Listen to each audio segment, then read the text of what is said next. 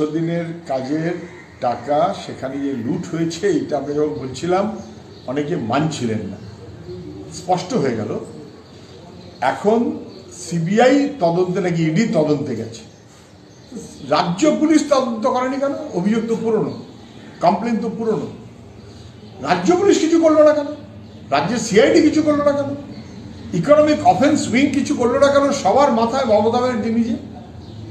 ফলে রাজ্য সরকার যেহেতু দুর্নীতিকে ধামাচাপা দিতে যাচ্ছে এবং দিচ্ছে ভয়াবহভাবে, একাত্রা ধরা পড়ছে, তাই সেগুলো আইদার সিবিআই অথবা ইডি অথবা কোর্ট মনিটর তদন্ত হচ্ছে। এই যত দুর্নীতির মাথা এদের সবাইকে ঢেকে রাখতে চাইছে রাজ্য সরকার, কারণ এই সবার টাকার ভাগ কালীঘাট অথবা নবান্নে 25-75 অঙ্কে গিয়ে হাজির হচ্ছে। মনরেগা যখন চালু হয় তৃণমূলের কি কৃতিত্ব? বামের 61 জন, ইউপিএ 1, তখন মনরেগা চালু হলো। তৃণমূল তখন বিরুদ্ধে ছিল।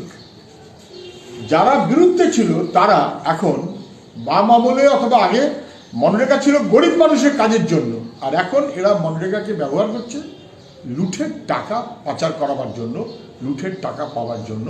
এবং সেই কারণে সরকারের ব্যবস্থাপনায় দুর্নীতিগ্রস্তরা বহাল তবিয়তে আছে।